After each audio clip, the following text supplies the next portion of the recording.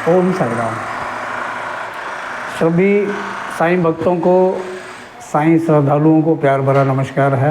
मेरे साथ ओम साई राम, ओम साई राम, ओम साई राम 3 बार बोलिए और साईनाथ के चरणों में मेरे साथ नमस्कार कीजिए। श्री सच्चिदानंद सद्गुरु साईनाथ महाराज की जय। हे करुणाकर, हे भक्तवत्सल, अपने समस्त जीवों पर, अपने समस्त प्राणियों पर जिनमें आप ही वास करते हैं, सभी की रक्षा करें साईनाथ, सबके मनवांछित फल दें साईनाथ। आपके शरण में आए हुआ प्रत्येक मानव या जो भी जहाँ जिस स्थिति में बैठा है और आपका नाम स्मरण कर रहा है, उसका उद्धार करें, कल्याण करें, करुणा करें बाबा जी, करुणा करें बाबा जी, करुणा करें। ओम साई राम।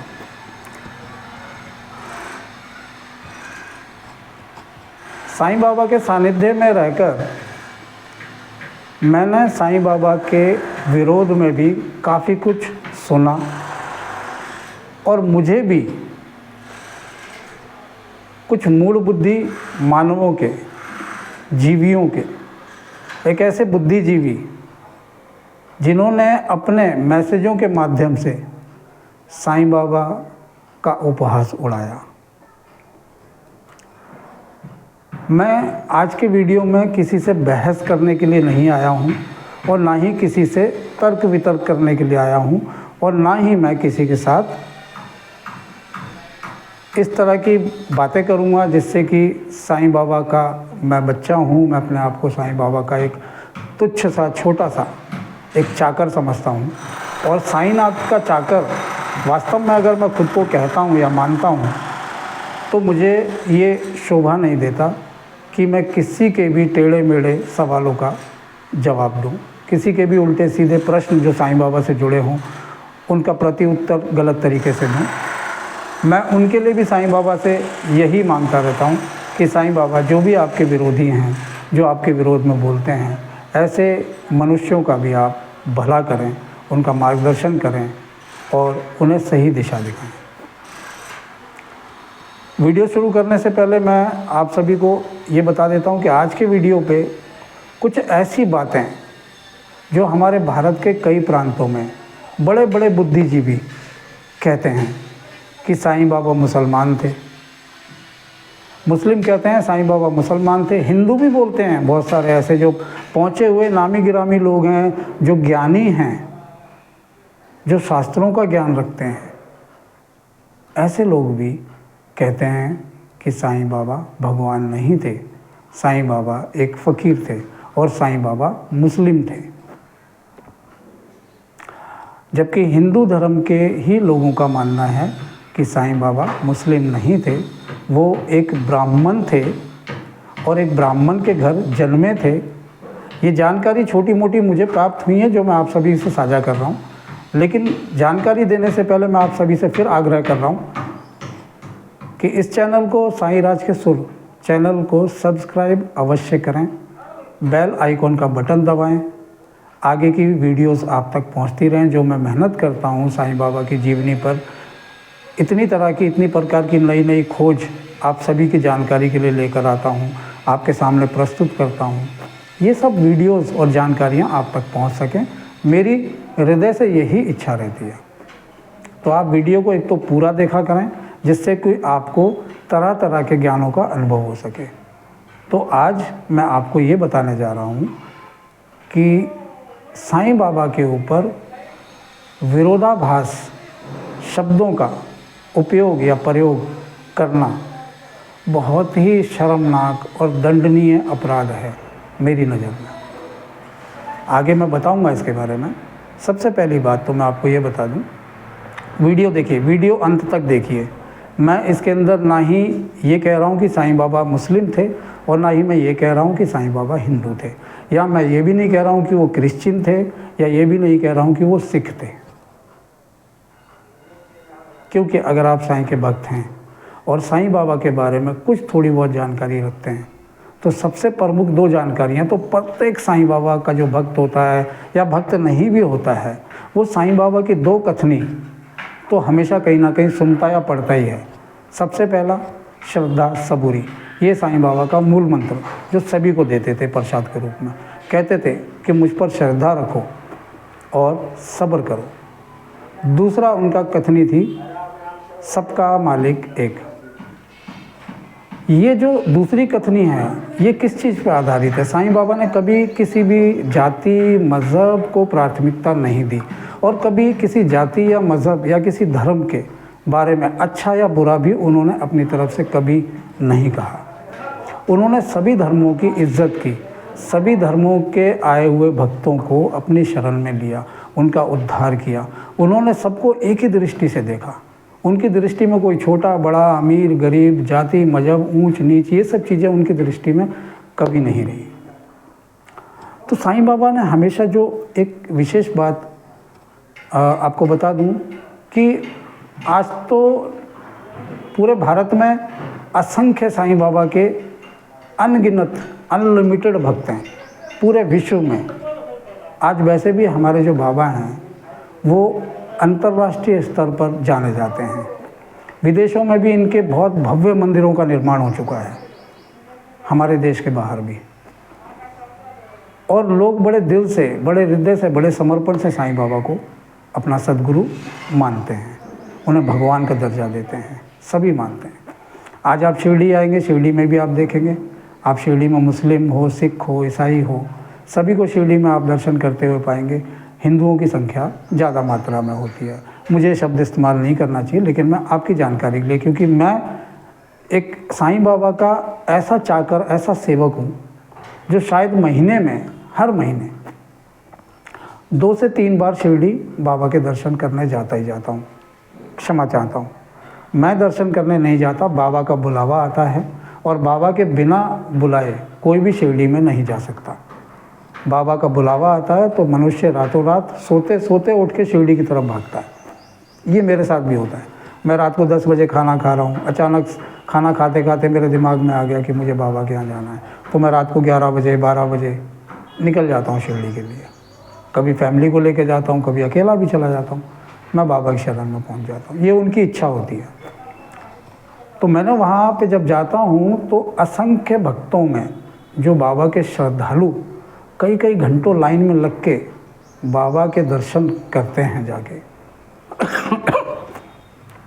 बाबा के समाधि मंदिर के दर्शन करते हैं, फिर द्वारका माई में आके जहाँ बाबा मूल रूप से निवास स्थान करते थे अपना, वहाँ पर तो द्वारका माई में आकर भी लोग बाबा से बातें करते हैं, बाबा के साथ चिंतन मनन करते हैं। तो काफ़ी मात्रा में पाया गया कि वो एक ऐसा दरवाज़ा है। आप देखिएगा, आप कई बार देखिएगा कि कई बार मस्जिद या दरगाह में हिंदू लोग चले जाते हैं, कई बार हिंदुओं के मंदिरों में मुस्लिम लोग भी चले जाते हैं। हम कभी कभी गुरुद्वारे में भी चले जाते हैं और चर्च में भी जाने से नहीं चूकते, मौका आने पर वहाँ भी हम अपना सर झुका लेते हैं उनके सजदे में। तो साईं बाबा का जो दिशा निर्देश है, सबका मालिक एक, उसी पे आधारित मैं आज 2 शब्द कहना चाहता हूँ कि देखिए, आप अगर किसी के बारे में शुभ नहीं बोल सकते, अच्छा नहीं बोल सकते, किसी की प्रशंसा में 2 मीठे बोल नहीं बोल सकते, तो आपको अशुद्ध भाषा का इस्तेमाल नहीं करना चाहिए। आप किसी को अच्छा नहीं बोल सकते तो बुरा भी मत कहिए। आपको कहना ही है तो कुछ अच्छा कहिए, वरना मैं कहता हूँ चुप रहने में आपका जाता क्या है? क्यों विरोधाभास? क्यों? क्या चाहते हैं आप लोग? आप लोग ऐसा चाहते हैं कि आप इतने विद्वान हैं कि आप शास्त्रार्थ करेंगे, इस बारे में एक बहस करेंगे आप? और क्या आपको लगता है कि संसार में ना जाने कितने ऐसे मूढ़ बुद्धि ज्ञानी लोग हैं, जिनको मैं मूढ़ बुद्धि कह रहा हूँ, ऐसे मूढ़ बुद्धि ज्ञानी लोग हैं जिन्हें पता है कि मैं बहुत जानकार हूँ, मेरे पास बहुत ज्ञान का खजाना है, तो उस ज्ञान के खजाने में क्या ये कहीं लिखा पढ़ा या सीखा नहीं आपने कि किसी को विरोध नहीं करना चाहिए, किसी के बारे में निंदा नहीं करनी चाहिए, किसी के बारे में अपशब्द का उपयोग नहीं करना चाहिए? क्या जाता है? खामोश रहिए, आपको नहीं पड़ता ना। देखिए, ये भाव है हर किसी का। हिंदू कहता है साईं बाबा हिंदू थे, मुसलमान कहता है कि साईं बाबा मुस्लिम थे। ठीक है ना भाई, जिसका जैसा भाव, जिसकी जैसी चेतना साईं बाबा के बारे में। अब आपकी धारणा और आपका भाव, अगर साईं बाबा को हिंदू मानता है तो वो हिंदू है, अगर कोई मुस्लिम मानता है तो वो मुस्लिम है। हर्ज क्या है आप लोगों को, वो जो भी हैं। लेकिन मैं तो ये देखता हूँ महीने में 2-3 बार जब भी शिरडी जाता हूँ, उस चौखट पे कभी ये भेदभाव मैंने नहीं देखा कि वहाँ मुस्लिम नहीं जा सकता, सिर्फ हिंदू ही जाएगा, या हिंदू ही नहीं जाएगा, हिंदू जाएगा मुस्लिम नहीं जा सकता, या कोई और धर्म या मजहब का या जाति का मनुष्य उसके अंदर प्रवेश नहीं कर सकता। या वहाँ पर इस चीज़ का भी सर्टिफिकेट या आइडेंटिफाई किया जाता है कि आप किस जाति और किस मजहब से हो, तभी आप अंदर मंदिर में जाएंगे साईं बाबा के दर्शन करने के लिए। क्या ऐसा कुछ पाया गया? मैंने तो नहीं देखा। फिर आप लोगों को क्या प्रॉब्लम होती है? हर किसी की आस्था अगर साईं बाबा के साथ जुड़ी है, शिरडी से जुड़ी है, तो अच्छी बात है। आखिर इस कलयुग में भटके हुए प्राणी को शिरडी जाकर अगर उचित मार्ग साईं बाबा दे देते हैं, उसके जीवन को सुधार देते हैं, उसके जीवन में जो संकट हैं, बाधाएं हैं, उन्हें साईं बाबा दूर कर देते हैं, तो आप सबको तो इस बात का भी धन्यवाद करना चाहिए कि चलो वो फ़कीर ही थे। वो तो खुद भी कहते थे, आज भी कहते हैं बाबा। उन्होंने अपने मुंह से कई बार इस शब्द को शिरडी वासियों के सामने या बाहर किसी नए प्रांत से आए हुए व्यक्ति के सामने भी कई बार कहा है, मैं भगवान नहीं हूँ, मैं तो उस मालिक का बच्चा हूँ, मैं तो उस मालिक का चाकर हूँ, मैं उस मालिक का गुलाम हूँ, मैं तो प्रभु का दास हूँ। बाबा ने अपने मुंह से कभी नहीं कहा कि मैं भगवान हूँ। किंतु जब लोगों के संकट दूर हुए उस चौखट पे जाके, लोगों को उनके अंदर भगवान के दर्शन होने लगे, और आज बाबा अंतर्राष्ट्रीय यूनिवर्सल हो गए बाबा। आज बाबा को कौन नहीं जानता, देश से विदेश तक। और ये बात भी सच है, मैं ये बोलने से पीछे नहीं हटूँगा, और ना ही मैं भूलूँगा ये बोलना। मैं बोलना चाहता हूँ कि युग कोई भी हो, जब जब धर्म की स्थापना हुई, तब तब विरोधी तत्व सामने आया। श्री राम ने विरोधियों का, वो भी मानव रूप में जन्मे थे, उन्होंने विरोधियों का सामना किया। धर्म की स्थापना ही करने आए थे ना पृथ्वी पे। श्री कृष्ण के रूप में जब आए, अवतरित हुए पृथ्वी पे अधर्म का नाश करने के लिए, धर्म की रक्षा करने के लिए, तब भी उन्होंने बहुत सारे विरोधियों का सामना किया। इसी तरह प्रत्येक युग में जब जब ईश्वर मृत्यु लोक में मनुष्य देह में अवतरित हुए हैं बुराई का अंत करने के लिए, तब तब विरोधी तत्व किसी न किसी रूप में सामने आया ही आया है। मैं किसी व्यक्ति विशेष को ना ही बुरा भला कह रहा हूँ, और अगर किसी को मेरी कहे हुए शब्दों से आहत हो, किसी को कष्ट हो, किसी को तकलीफ़ हो, तो मैं खुद साईं बाबा की शरण में खड़ा हूँ। मैं साईं बाबा सुन रहे हैं, क्योंकि साईं बाबा के हज़ारों करोड़ों लाखों कान हैं, वो सुन पा रहे हैं कि मैं क्या कह रहा हूँ। तो मैं साईं बाबा को साक्षी मानकर आप सभी से क्षमा याचना करता हूँ, इस बात की माफ़ी भी मांगता हूँ कि मेरे शब्दों से अगर किसी का दिल दुखा हो, किसी भी जाति या मजहब के, मैंने किसी के बारे में कुछ बुरा नहीं कहा, किसी के बारे में निंदा नहीं की। बस इतना ही कहना चाहता हूँ कि जिस तरह साईं बाबा ने इस बात का हम सभी को दिशा निर्देश दिया कि सबका मालिक एक, तो हमें साईं बाबा के भक्त हैं तो मान लेना चाहिए कि सबका मालिक एक ही है। इस सृष्टि को बनाने वाला मालिक एक ही है, करता धरता भी एक ही है, लेने वाला भी वही है, देने वाला भी वही है, लुटाने वाला भी वही है, लूटने वाला भी वही है, सब कुछ तो वही है। अब आप कहते हो कि यार मैं भी मानता हूँ भगवान को, मुझे क्या मिलता है? अरे बाबा जी, आप सो के उठते हो, आप सुबह प्रातःकाल जब नींद से आप उठते हो और आपकी आंखें खुलती हैं, आपकी आंखें खुलते ही आपको ईश्वर कुछ ना कुछ देना चालू कर देता है। जैसे कि प्राकृतिक, आपने आंखें खोली, प्राकृतिक ने आपको शुद्ध हवा दी, श्वास दी, दिन की रोशनी दी, सूर्य प्रकाश की किरणें दी, आपको ऊर्जा मिली। ना जाने इस तरह की कितनी चीज़ें हैं जो आपके आसपास ईश्वर आपको दे रहा है, और आप उसका सेवन भी कर रहे हैं। क्योंकि पंच तत्वों से बने हुए इस शरीर, इस मानव रूपी देह का अगर संचालन ईश्वर ना करें पंच तत्वों से, और उनमें से एक भी तत्व कम या ख़त्म हो जाए या आपको ना मिले, तो आप जीवित ही नहीं रहेंगे। तो ईश्वर कब किसको क्या नहीं दे रहा।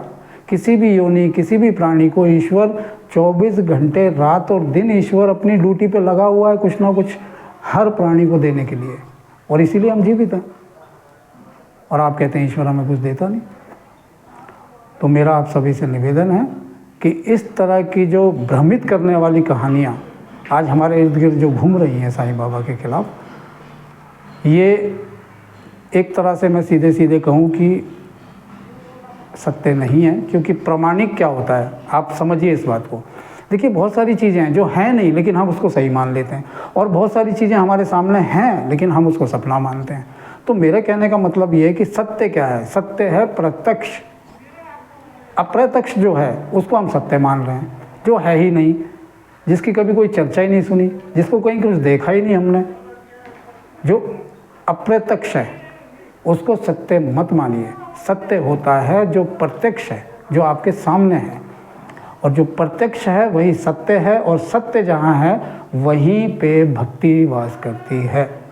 और सत्य तो ये है, पूरी सृष्टि से छुपा नहीं है कि साईं बाबा योगियों के योगी थे, देवों के देव रहे, गुरुओं के सद्गुरु रहे, भूतों के भूतनाथ रहे, और आज भी हैं। आज भी साईं बाबा की शिरडी में जो पवित्र आत्मा लेकर जाता है सच्ची श्रद्धा के साथ, साईं बाबा के ऊपर पूर्ण रूप से विश्वास करके, साईं बाबा के ऊपर अपने आप को पूरी तरह समर्पित करके जो साईंनाथ की शरण में जाता है, उसके जीवन में सभी संकटों से उसे मुक्ति मिलती ही मिलती है। ये आप मान लें। ये कोई मैं आपको स्टोरी या कथा या कहानी नहीं सुना रहा हूँ, अपना या आपका टाइम पास नहीं कर रहा हूँ। आप मान लें, इतने करुणाकर, इतने भक्त वत्सल थे साईं बाबा, हैं, सॉरी क्षमा चाहता हूँ, इतने भक्त वत्सल हैं साईं बाबा कि अपने भक्तों पे हमेशा करुणा बरसाते हैं। दया का भाव है साईंनाथ का, बड़ी कृपा करते हैं साईं बाबा। आप उनके सानिध्य में रहिए, और जितना हो सके आप साईं बाबा के विरोधियों से अपने आप को दूर रखिए।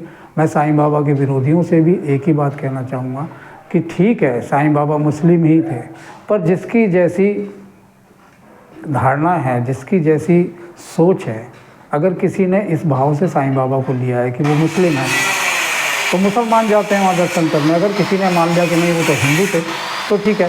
इसी से जुड़ी एक छोटी सी कहानी और आपसे साझा करूँगा कि लोगों का ऐसा भी मानना है कि उनका शिरडी से के पास एक दूसरे गांव में एक ब्राह्मण के घर में जन्म हुआ था। जब 4-5 साल के थे तो किसी दुर्घटना में अचानक उसके माता पिता और परिवार पूरा ख़त्म हो गया, अकेले रह गए। जब अकेले रह गए तो उन्होंने एक मुस्लिम परिवार को, ये बालक को मरने से पहले सौंपा था कि आप मेरे बच्चे को परवरिश करें, इसे ख्याल रखें। कुछ 4-5 वर्ष उनके पास भी रहा, मुस्लिम परिवार के साथ, जिन्होंने उनका पालन पोषण किया, और बाद में वो परिवार भी नष्ट हो गया। तो शिरडी के जो साईं बाबा थे, 15-16 साल की अवस्था में ये शिरडी के उस नीम के पेड़ के नीचे बैठे पाए गए, वहाँ प्रकट हुए। ऐसा भी लोगों का सोचना है, लेकिन मैं इस सत्य से पूरी तरह संबंधित भी नहीं हूँ। हाँ, मैं इतना ज़रूर कहूँगा कि जो प्रारंभ है साईंनाथ का, वो 16 साल की अल्प आयु में शिरडी के नीम के पेड़ के नीचे प्रकट हुए। शिरडी वासियों ने पहली बार वहाँ दर्शन किए, और वहीं से उनकी जीवन की जो कथाएं हैं वो आरंभ होती हैं। अपने भक्तों की लिए उन्होंने अपना पूरा जीवन समर्पण किया। साईंनाथ ने हमेशा दूसरों के दुख संकट अपने जीवन में ले लिए। अपने शरीर में लोगों के बड़े बड़े जख्म, घाव या बहुत सारी बीमारियां, जो ऐसी खतरनाक बीमारियां उनके भक्तों को हुई, और वो शिरडी आए, द्वारका माई में आए, बाबा ने उनके सारे रोग, जितनी बीमारियां थी, सब सामने वालों को मुक्त कर दिया और अपने अंदर ले लिया। तो आगे बहुत सारी इस तरह की चर्चाएं हैं, लीलाएं हैं, जो मैं आप सभी से साझा करता रहूँगा। आप मेरे प्रत्येक वीडियो को देखना और सुनना अगर पसंद करते हैं, साईं बाबा के भक्त हैं, तो साईं राज के सुर इस चैनल को सब्सक्राइब अवश्य करें और मेरे साथ बने रहें। अगले वीडियो की प्रतीक्षा करें। बहुत जल्दी मैं आपकी सेवा में बाबा से जुड़ी हुई चमत्कारी जानकारियाँ साझा करने के लिए आऊँगा। ओम साई राम, ओम साई राम, ओम साई राम।